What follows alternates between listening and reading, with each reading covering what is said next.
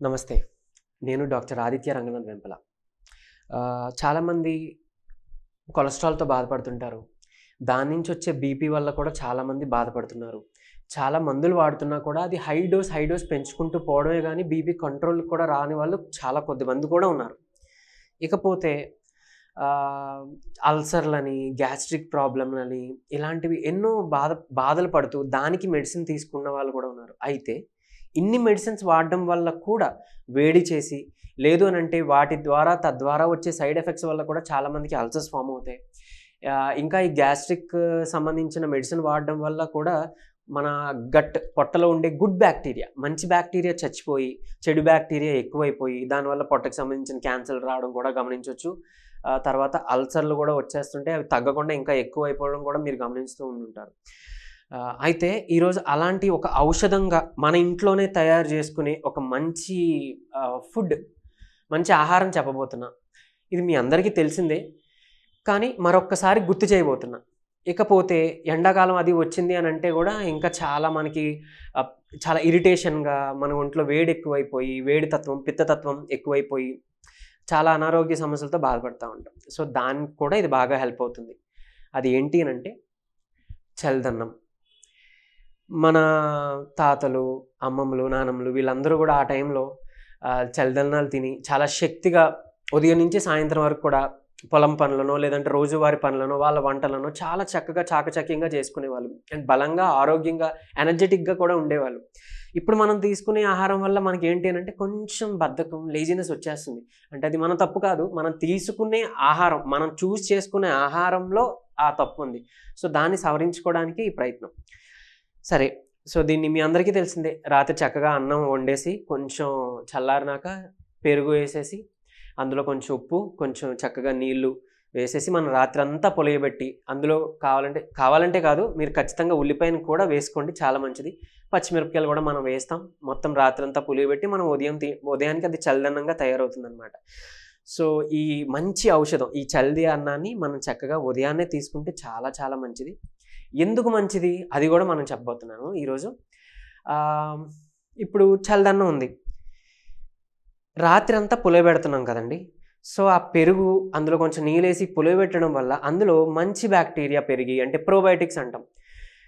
ఆ ప్రోబయోటిక్స్ మనకి న్యాచురల్‌గా ఇందులోనే మనకి తయారవుతాయి. అది తీసుకోవడం వల్ల ఏంటి ఉపయోగం అనంటే, మన పొట్టకి చాలా మంచిది. మంచి బ్యాక్టీరియా పెరుగుతది దాని ద్వారా. పెరిగితే రోగనిరోధక శక్తి వస్తుంది. చాలా క్యాన్సర్‌ల నుంచి బయటపడే అవకాశం ఉంది. అంటే రాకుండానే మనం ముందే దాన్ని మనం కాపాడుకోవచ్చు. అలానే ఇప్పుడు చాలామందికి వేడి చేసి జ్వరాలు చేస్తుంటాయి. లేదంటే మోషన్ ప్రాబ్లమ్స్ వస్తుంటాయి.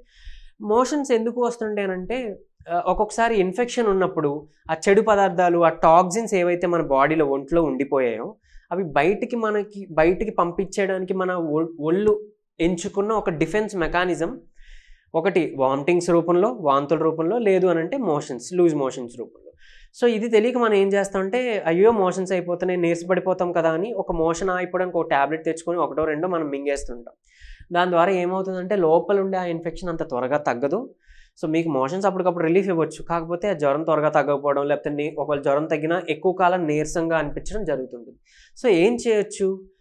ఆ మోషన్స్‌ని అరికట్టడానికి చక్కగా మీకు ఈ ప్రోబయోటిక్స్ ఏవైతే ఉన్నాయో, మామూలుగా యూజువల్‌గా మేమైతే ప్రోబయోటిక్ ప్యాకెట్స్ ఉంటాయి. అది రోజుకి ఉదయము, సాయంత్రము నీటిలో కలుపుకొని తాగండి అని చెప్పి ప్రిస్క్రైబ్ చేస్తుంటాం. అంత అవసరం కూడా లేకుండానే మనకి చక్కగా దేవుడు మన పూర్వీకులు ఇచ్చిన చల్లదన్నం ఉంది. అది మనం ఇలా యూజ్ చేసుకోవచ్చు. సో, మోషన్స్ తగ్గిస్తుంది, పిత్తతత్వాన్ని తగ్గిస్తుంది. ఇంకొకటి పెరుగు అనేది చాలామందికి తెలీదు ఏంటి అనంటే, అది కొంచెం వేడి తత్వాన్ని, పిత్తతత్వాన్ని పెంచుతుందనమాట.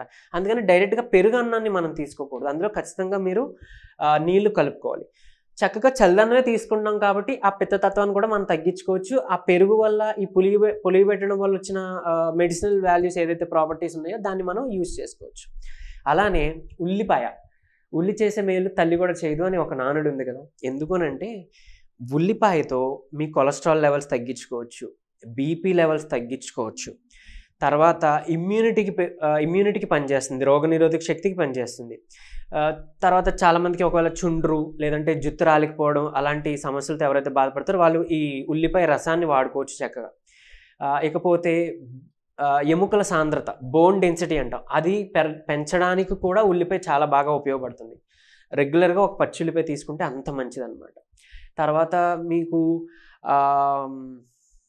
ఈ కొంతమంది ఏంటి అనంటే అరికాళ్ళు తిమ్మిర్లు మంటలతో బాధపడుతుంటారే, అలాంటి వాళ్ళకి ఏంటి అనంటే ఈ ఉల్లిపాయ రసాన్ని మీరు చక్కగా అరికాళ్ళకి అరిచేతులకి కూడా రాసుకోవచ్చు. అప్పుడు ఆ మంటలు త్వరితంగా వెంటనే రిలీఫ్ ఇవ్వడం మీరు గమనిస్తుంటారు. ఏదో టాబ్లెట్స్ వాడేసో లేకపోతే దాంతో ఇబ్బంది పడి నిద్ర పట్టక ఇలాంటి ఇబ్బంది పడే అవసరం కూడా లేదు. చాలా బాగా పనిచేస్తుంది ఈ రెమెడీ. ఉల్లిపాయ అంత మేలు.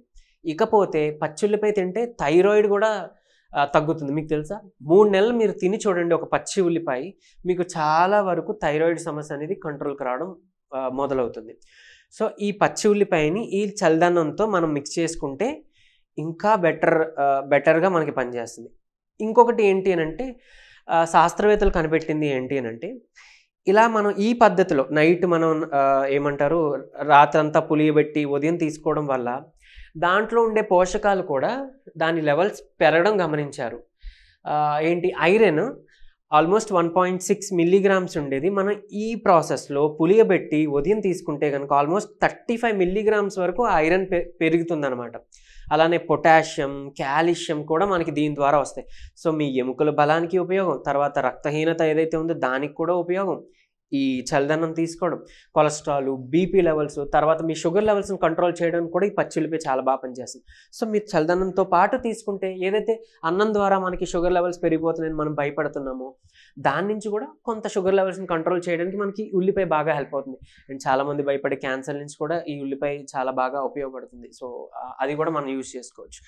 తర్వాత యాంటీ మైక్రోబియల్ ఎఫెక్ట్ కూడా ఉందండి. మీకు ఎప్పుడైనా బయటను కూడా అంటే స్కిన్ మీద కూడా ఏదైనా ఇన్ఫెక్షన్స్ వచ్చాయని అన్నా కూడా మనం బయట అప్లై చేసుకోవడానికి కూడా మనం ఈ ఉల్లిపాయ రసాన్ని అంత బాగా యూజ్ చేసుకోవచ్చు. తర్వాత ఈ ఉల్లిపాయ తినడం ద్వారా చెప్పాను కదా, ఇంటర్నల్గా సర్క్యులేషన్ కూడా బాగా మంచిగా పెరుగుతుంది. సో ఖచ్చితంగా రెగ్యులర్గా రోజు తీసుకోవడానికి ట్రై చేయండి. ఈ చల్లదనాన్ని మళ్ళీ మన పిల్లలకు కూడా అలవాటు చేద్దాం. ఎందుకనంటే తరతరాలు రాను అది మర్చిపోతున్నాం. సో అది తినే అలవాటు పోయింది అంటే రేపు పొద్దున ఇష్టంగా వాళ్ళు తినరు. సో అవసరానికి మనం మందులు వాడే కన్నా ముందు జాగ్రత్తగా మనం మన పూర్వీకులు ఇచ్చిన చల్లదనం తినడమే చాలా ఉత్తమం కదా. సో ఇది మీరు అందరూ పాటిస్తారని ఆశిస్తున్నాను. మళ్ళీ ఒకసారి మీ అందరికీ గుర్తు చేస్తున్నాను. Thank you.